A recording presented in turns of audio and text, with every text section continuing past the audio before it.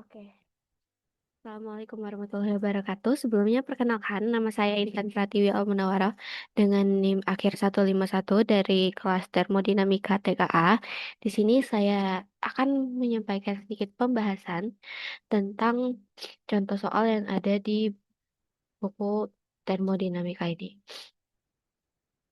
Mungkin kita langsung aja mulai dari soal yang pertama.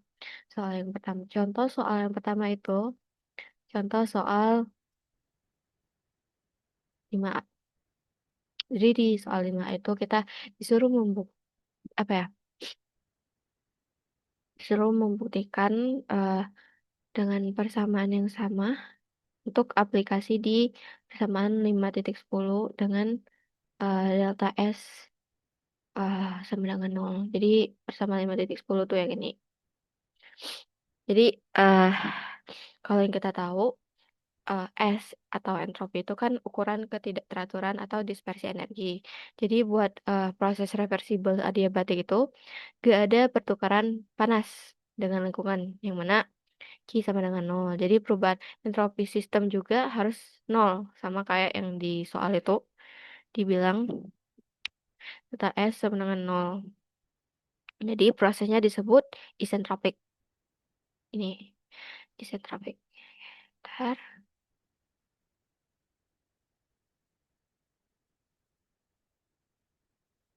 Ah, bentar. Nih. Nah, dari rumus dari yang persamaan 5.10 itu rumusnya kan gini. Yang mana Cp itu kapasitas kalor molar pada tekanan konstan untuk gas ideal. Dan R itu konstanta gas universal, T itu suhu, P itu tekanan. Jadi untuk proses isentropik itu salah tulis. Dimana delta S sama dengan nol, persamaannya bakal jadi nol integral Cp per R dt per T min ln P2 per P1. Itu persamaan satu yang kita punya. Nah, karena di sini Cp-nya itu konstan, berarti nilai Cp eh, itu nggak berubah terhadap suhu. Jadi integralnya tuh eh, bakal begini. Diselesaikannya jadi begini bentuknya hasilnya bakal jadi Cp per R ln T1 per T2. Maka ketika disubstitusi ke persamaan satu yang ini, itu kita bakal dapat hasil ini. Sehingga ln P2 per P1 sama dengan Cp per R ln T2 per T1. Itu kita dapat persamaan kedua. Udah, itu ternyata ada hubungan untuk gas ideal itu ada hubungan Cp per R dengan rasio calor spesifik. Ini mana? Maaf sebelumnya. eh di sini Cp min Cv itu sama dengan R yang mana Cp itu kapasitas kalor pada eh, volume konstan. Sedangkan rasio kalor spesifik itu kan lambangnya gamma.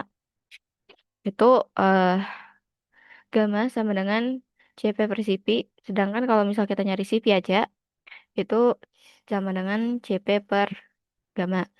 Maka dua ini nanti kita substitusi ke dalam sini. Kan persamaan awalnya, enggak, rasio kalor spesifik yang ini, yang yang ini, nanti kita masukin ke persamaan yang ini.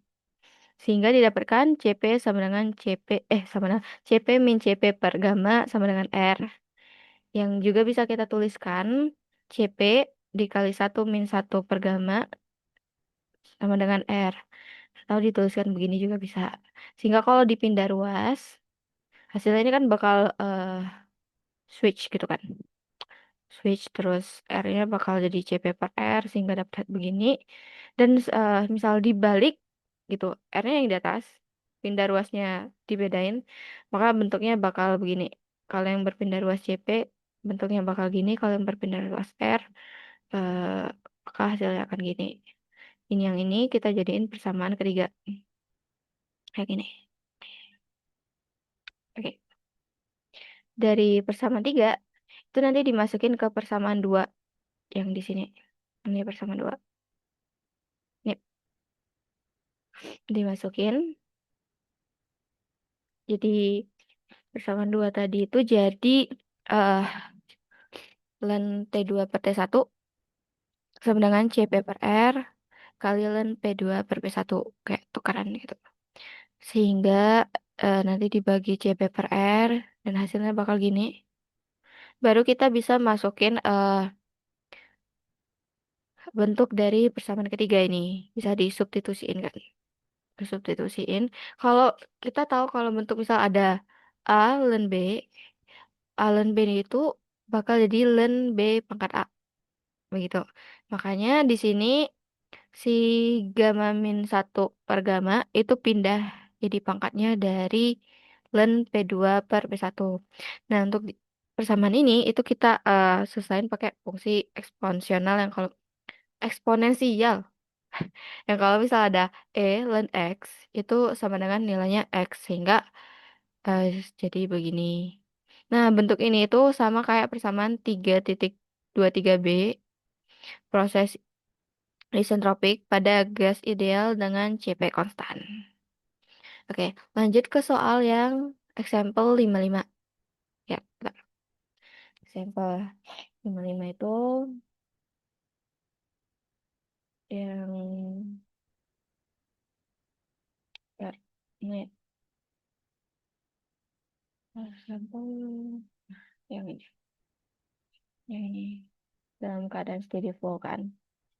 Nah, di sini itu ada dua aliran yang dicampur, dua aliran. Aliran A itu ada 1 mol, dia ngandung 1 mol dengan suhu 600 Kelvin. Dan untuk larutan aliran B itu dia 2 mol per 450 Kelvin.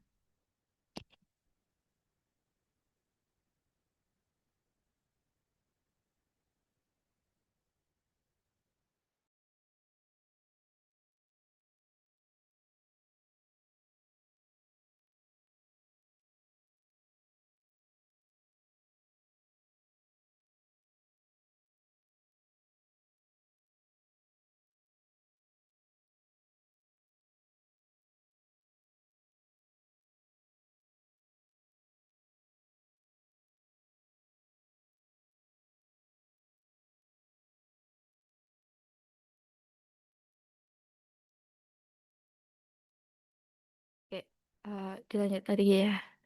Sehingga nanti dia ngasilin campuran yang mengandung 3 mol juga pada suhu 400. Yang ditanya itu rate of heat transfer, nilai Q-nya sama rate of entropy generation for the process. Kita asumsi kalau ini gas ideal buat udara dengan CP-nya 7 per 2 R, suhu lingkungannya juga 300 Kelvin. Dan energi kinetik dan potensial itu diabaikan. Kita mulai. Jadi kalau di persamaan 2,29 itu bentuknya Q sama dengan delta H sama dengan H keluar min H masuk. Di sini nilai M-nya itu kita ubah jadi N diubah jadi NA plus NB. Nah, kayak seperti kata ucapan saya tadi ya, itu hukum pertama termodinamika bentuknya bakal begini. Dan kalau dimasukin ini bentuknya jadi begini. Nah, karena tekanannya konstan juga pada kondisi gas ideal, perubahan entalpinya itu hanya bergantung pada suhu, yang mana bentuknya tuh bakal jadi begini. Udah, berarti tinggal kita substitusi ke persamaan yang ada. Q sama dengan NaCP T min Ta ditambah NbCp T per Tb.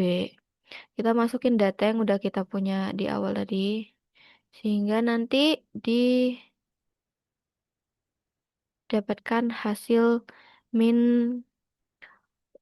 87 29,7 Joule per second. Nah, didapatkan nilai ini tuh nunjukin kalau panas yang dia buang dari sistem itu diperlukan sebanyak 8.729,7 Joule per second untuk capai suhu 400. Nah, ada lagi hukum kedua termodinamika buat entropy balance. Nah, pada kondisi steady state, itu rumusnya begini, sama yang ada yang kayak di equation 5.17. Sama kayak yang di hukum pertama tadi. M diubah jadi A, N, A, N itu diubah jadi NA plus NB. Dimana nanti didapatkan hasil ini, dan ini hasil akhir. Nah, jadi untuk perubahan entropi di gas ideal pada keadaan konstan itu bakal begini. S min SA-nya itu sama aja kayak CP ln T per TA. Begitupun dengan S min SB. Jadi CP ln T per TB. Dimasukin ke persamaan ini yang ada di sini. Oke. Sehingga kita dapat hasil 10 koma ya, 10 koma 10,446 Joule per Kelvin second.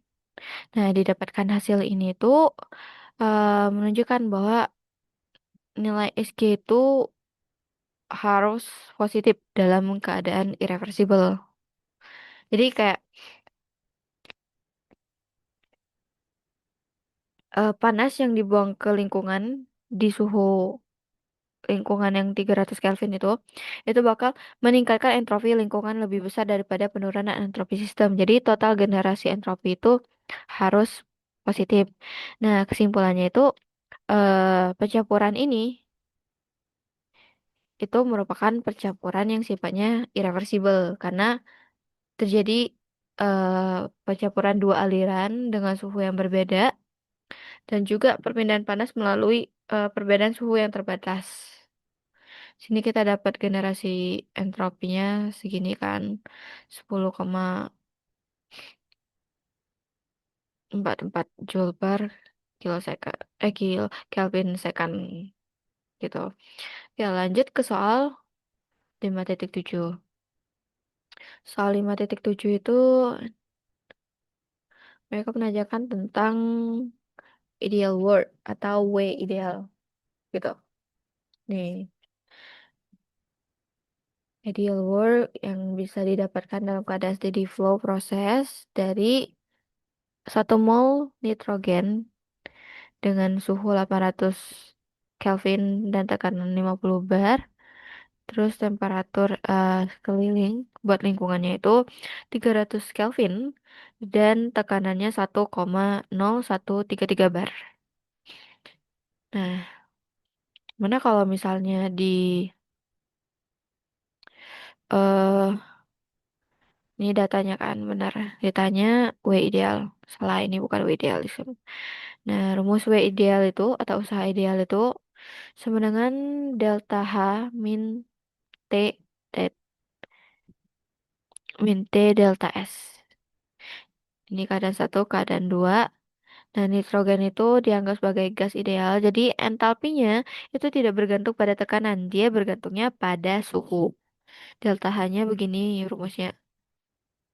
Terus untuk CP nitrogen itu dia rumusnya pakai A plus BT plus CT pangkat 2 plus DT pangkat min 2.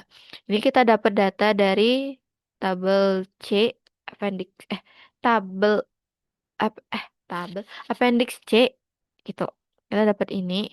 Terus dimasukin kan hasilnya sehingga kita dapat nilai delta H pada gas ideal itu min 15,060 Joule per mol. Nah, hasil negatif ini nunjukin kalau sistemnya melepaskan energi. Baru di sini kita ngehitung entropi.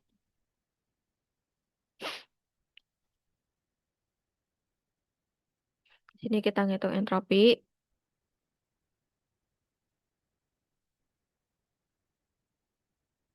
bentar.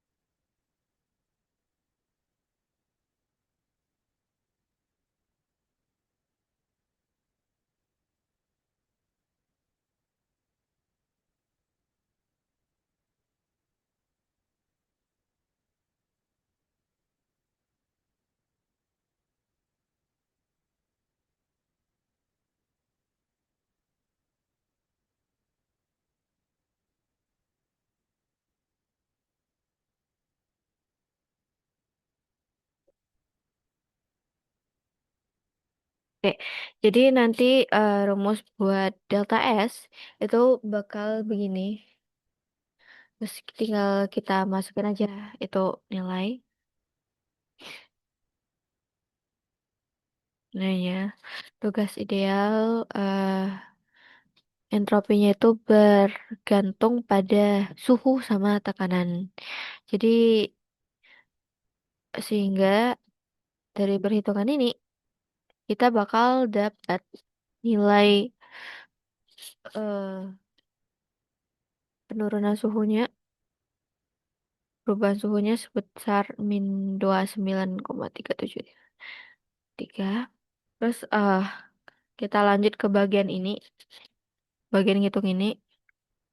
R-nya itu kan tadi tetapan konstanta gitu, jadi pakai nilai min 83, eh min 8,314 ln. Ini buat tekanan yang tadi, ini tekanan yang di dalam sistem, sehingga dapat begini. Jadi delta S itu 3,042. Sebenarnya salah saya di sini. Kita belum menghitung sampai akhir ya. Nah, kalau akhirnya sebenarnya kan tadi rumus di awalnya tadi itu buat yang W ideal itu kan delta H min T kali delta S.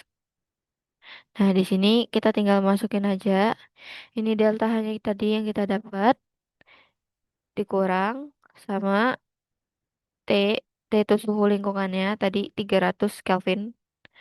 Dan hasil dari delta S yang kita baru hitung tadi didapatkan sehingga didapatkan hasil min 15,973 Joule per mol gitu. Nah, di sini tuh eh kenapa nilainya negatif? Jadi kalau dari konversi termo itu untuk sistem W lebih dari nol itu berarti kerja dilakukan pada sistem. Sedangkan W lebih kecil dari nol itu berarti kerja dilakukan oleh sistem. Jadi dengan nilai yang di bawah nol ini berarti W lebih kecil daripada nol kan? Itu sistem atau gas nitrogen itu yang menghasilkan kerja sebesar 15,973 Joule per mol, Joule untuk setiap molnya. Jadi eh ya begitu sih. Kita lanjut ke soal nomor 2. Example 5.8. Reward example 5.6 menggunakan persamaan of ideal word. Oke, ini yang 5.8.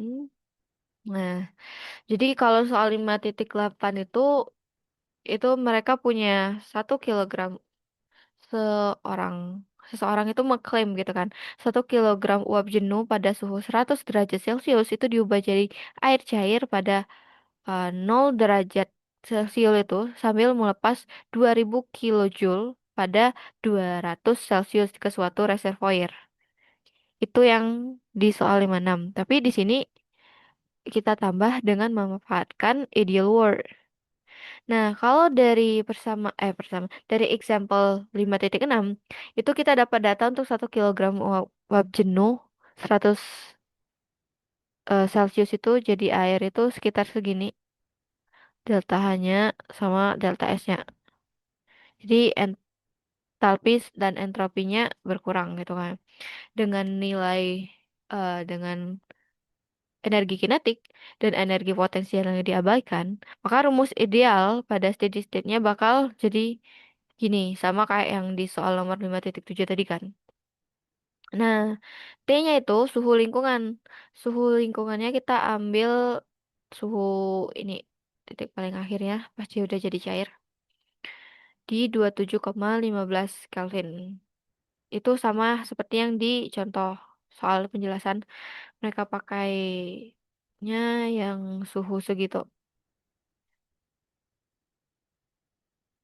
Sehingga didapatkan hasil W ideal kita min 666,9 kilojoule per kilogram. Nah, karena kerja yang keluar dari sistem, W ideal kita dimutlakin, dijadikan mutlak sehingga kita dapat nilai 666,9 kilojoule per kilogram. Nah, di sini kita tahu nih kalau W ideal kita gini. Terus kita ada TH atau suhu reservoir panas sama suhu reservoir dingin. Kita konversilah ke dia dari Celcius ke Kelvin. Maka 200 Celcius ini jadi 473,15 Kelvin. Si 0,0 derajat Celcius itu jadi 273,15 Kelvin. Nah, data ini nanti dipakai untuk menjalankan refrigerator Carnot. Nah, rumusnya untuk heat pump Carnot itu QH sama dengan W, QH per W sama dengan TH per TH min TC. Jadi kalau kita cuma nyari Q-nya doang, W-nya dipindah ruasin, jadi kerjanya nanti dikali sama TH per TH min TC. Sehingga nanti didapatkan 1577,7 kilojoule. Nah, jadi suhu maksimum eh, pada 200 derajat Celcius itu kan 1577,7 kilojoule. Yang mana hasilnya itu lebih kecil daripada apa yang diklaim dari soal sebelumnya. Sehingga hasil klaimannya tadi yang menyatakan kalau dia butuh apa ya? Kerja idealnya itu sampai 2000 kilojoule pada 200 eh, derajat Celcius itu that's impossible, not possible gitu kan. Di sama dengan statement yang ada di buku this is not is impossible gitu ya. Oke, terus kita lanjut ke soal yang terakhir. 5.9. Nah, soal 5.9 itu mungkin kita bakal bahas dulu sedikit gitu kan. Jadi di sini itu ada heat exchanger gitu.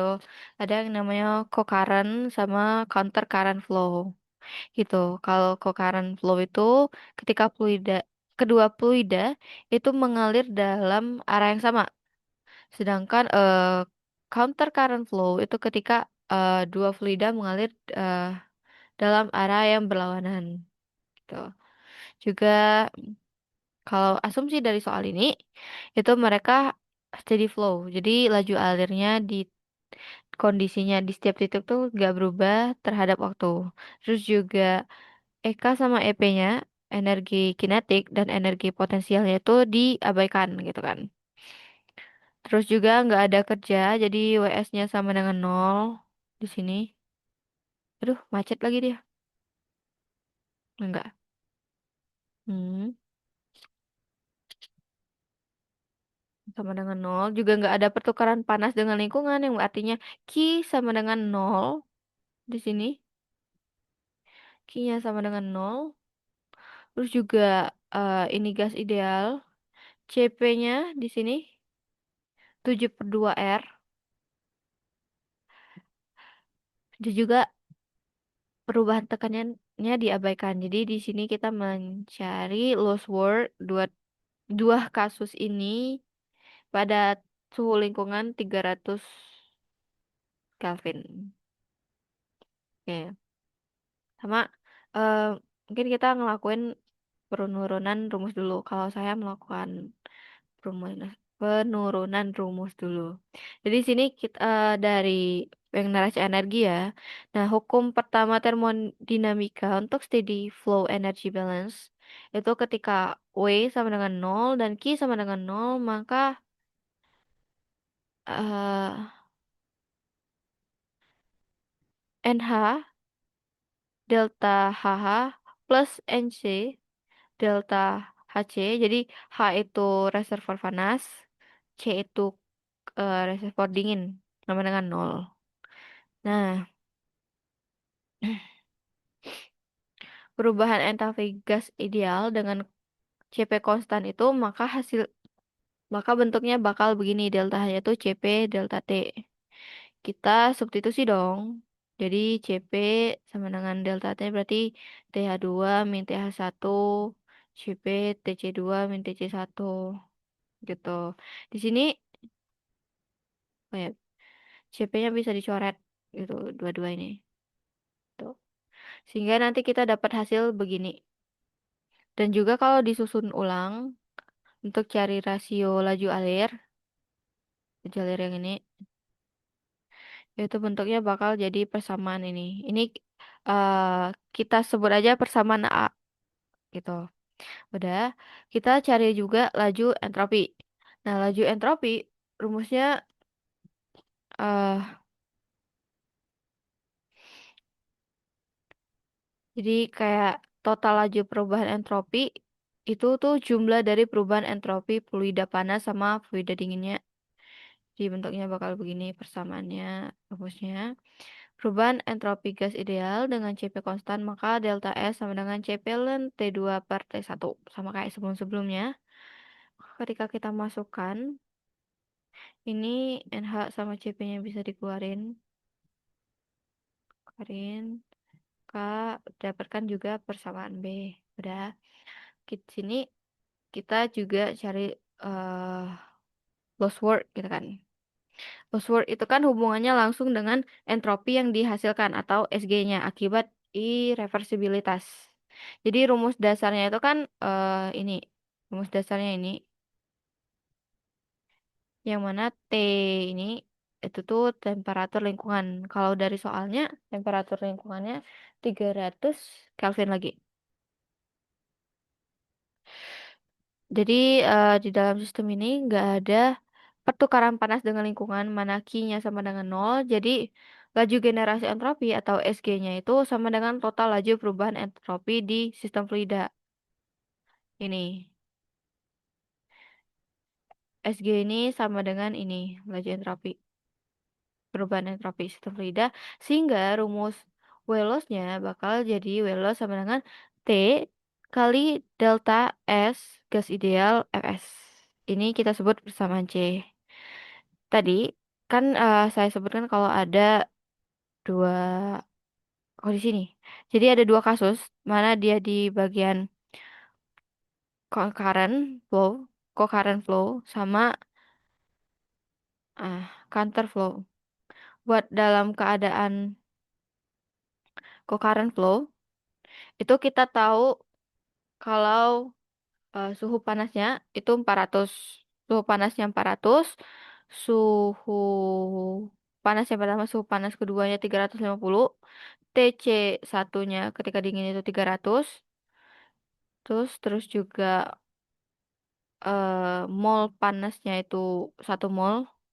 CP-nya tadi kan 7/2 R. Berarti 7/2 dikali 8,314 Joule per mol Kelvin. Dan T-nya, T lingkungan 300. Nah, di sini kita cari dulu TC2-nya. TH Sini kalau di soal tuh kan tahu kalau misalnya T panas di TH2 dikurang TC2 itu sama dengan 10 Kelvin perbandingannya. Maka TC2 itu sama dengan TH2 min 10 Kelvin sama dengan 350 dikurang 10 sama dengan 340. Baru kita nyari nilai eh laju laju perubahan. Ya, kita nyari setelah ini perubahan entalpi. Perubahan entalpi setelah kita masukkan ke rumus kita dapatkan 1,25. Sedangkan ketika kita cari laju perubahan entropinya, kita dapat hasil 0,667 Joule per Kelvin second. Sehingga Welosnya nanti kita dapat di sini. Kan tadi dibilang kalau misalnya SG itu sama aja kayak laju perubahan entropi. Sehingga nilai laju perubahan entropi nanti dikalikan sama suhu lingkungan yang mana dari soal suhu lingkungan itu kan 300 Kelvin. Sehingga didapatkan bahwa eh, lost work kita itu 200,1 Joule per second atau watt gitu. Nah, untuk dalam keadaan kasus 2 ini, dalam counter current flow, itu sama kayak yang pertama kita cari TC, terus di sini kita dapat 350. Kita cari juga perubahan entropinya, dapatkan 0,5556. Baru dicari eh, laju perubahan entropinya, sehingga hasilnya 0,325 Joule Kelvin second. Dan loose work kita dikaliin dari laju perubahan ini di kondisi kasus 2 di kasus 2 itu dikali sama suhu eh, lingkungan sehingga dapatkan kehilangan kerjanya itu 106,7 Joule per second atau watt gitu kan. Kesimpulannya gimana? Nah, di sini efisiensi panas yang ditransfer itu sama. Jadi antara apa ya? Counter current itu dapat memanaskan fluida dingin ke suhu yang jauh lebih tinggi karena pola alirnya. Jadi kayak counter current is better than ya co-current flow itu karena tadi. Terus di counter current itu kayak yang saya bilang tadi, perbedaan suhu antara kedua fluida itu lebih merata dan secara merata lebih tinggi dibandingkan co-current. Jadi kayak perbedaan suhu antara inlet itu suhu di inlet itu tuh lebih besar daripada suhu di outlet. Nah, itu yang membuat eh, perpindahan panas itu lebih dekat dengan kondisi reversible. Juga kalau dari efisiensi energi, loose work di counter current itu lebih kecil, hampir setengah dari loose work di co-current gitu kan. Kayak membuktikan kalau counter current itu lebih efisien secara termodinamika karena dia lebih sedikit entropinya. Jadi kayak nilai entropi yang dihasilkan itu lebih kecil karena panas dipindahkan melintasi beda suhu yang lebih kecil di penukaran panas. Seperti itu. Oke, baik. Jadi mungkin sekian yang bisa saya jelaskan terkait materi kali ini dari contoh soal 5.2, 5.5, 5.7, 5.8, dan 5.9. Saya mohon maaf jika kalau dalam penjelasan saya masih banyak kurangnya, dalam video juga masih banyak kurangnya, eh, dan juga mungkin saya kurang maksimal dalam menyampaikan materinya. Saya mohon maaf. Sekali lagi, saya ucapkan terima kasih atas perhatiannya. Wassalamualaikum warahmatullahi wabarakatuh. Terima kasih.